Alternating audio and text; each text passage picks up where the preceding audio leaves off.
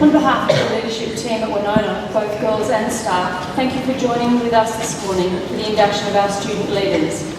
It's wonderful to be able to gather here again in St Thomas's, a church that we thank for their generosity in allowing us both the time and space to have our service here. Wenona is a school that greatly values and respects our young people. It is a school where student voice and agency are fostered and developed, not in an indulgent and individualistic sense, but in a way that enables our young women to be confident and empowered about who they are called to be, and the difference they can make. All of our girls, whether part of the formal leadership team or not, are learning to lead. Leadership requires an ability to focus on something that matters, something bigger than yourself, something other than you, something bigger than what everyone else thinks, or indeed what everyone else thinks of you. It requires a determination to persist at something when you fail over and over and over again, and to delay gratification, sometimes for years, in pursuit of a goal or a vision. It requires courage to face our own fears about the next step, and then to take the next step anyway. To be able to do this, we acknowledge that leadership is grounded in character. It starts from within. To lead in any capacity, we must be true to ourselves. This last week has been such an interesting one. Ian Thorpe went public over his sexuality, and the language he used was poignant and telling. He expressed fears of not being accepted, of not being understood, of having an obligation to be seen a certain way, a responsibility to be perceived conventionally. He became what he thought everyone wanted him to be. And in doing so, he was terribly unhappy. So by being true to himself, what has changed? He has critics before, and he has friends before. He has critics now, and he has friends now. The only thing that changes is that he's at peace. At some point, he made a decision to be true to himself and to accept that he is who he is. Harriet spoke beautifully in her final assembly about needing to reach a point where she accepted who she was in her leadership role and stopped worrying about whether she was fitting the norm of what senior prefects should be like.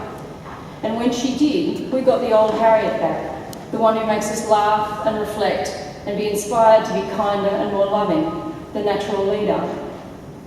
We follow leaders, but to be a true leader, you must have integrity and the capacity to challenge yourself when you start to play a role or follow the crowd. You must continually check in with who you are and whether you're at peace. Leadership involves being vulnerable, being honest, putting our heart out on our sleeves. Leadership, above many other things, is about being who you truly are. And this requires such bravery. We've talked a lot about being brave this year, about stepping out of our comfort zone, challenging assumptions, taking on the big adventures. And leadership is one of the big ones. It's so easy in theory and so hard in practice. We can all talk leadership talk.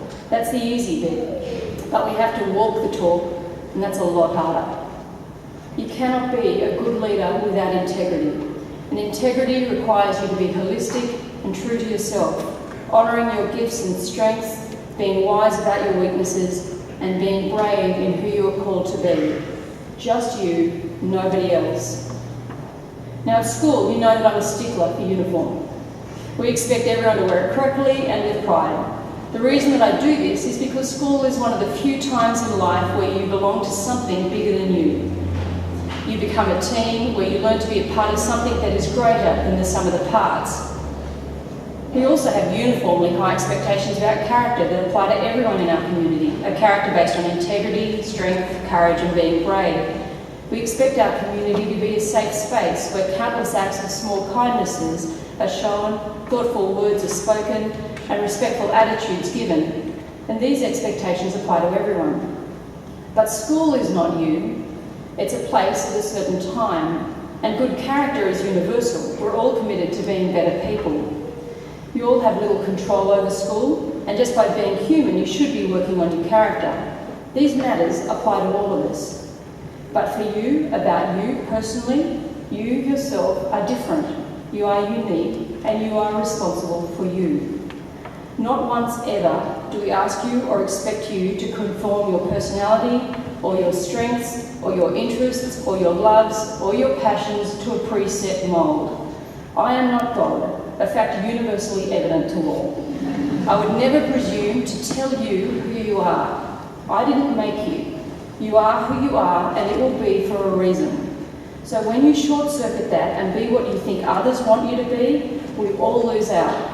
As it says in Luke 9, what good would it do to get everything you want and lose you, the real you?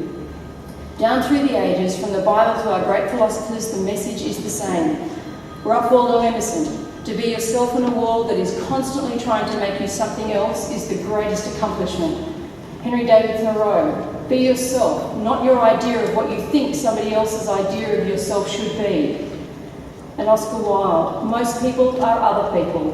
Their thoughts are someone else's opinions, their lives a mimicry, their passions a quotation. Be yourself, because everyone else is taken. This takes strength, and strength takes practice. So practice being strong, practice being yourself, practice being brave. You will fail, we all do, but keep practicing. This is a journey we are all on, and one we all do imperfectly. But you are of age. It is time, if you haven't yet begun, to begin the leadership journey of discovering who you are and then to own it. As I conclude, allow me to share a few excerpts from Max Ehrmann's Desiderata, a poem for a way of life that so aptly reflects this leadership of the soul. Go placidly amidst the noise and haste, and remember what peace there may be in silence. As far as possible, without surrender, be on good terms with all persons. If you compare yourself with others, you may become vain and bitter, for always there will be greater and lesser persons than yourself. Be yourself.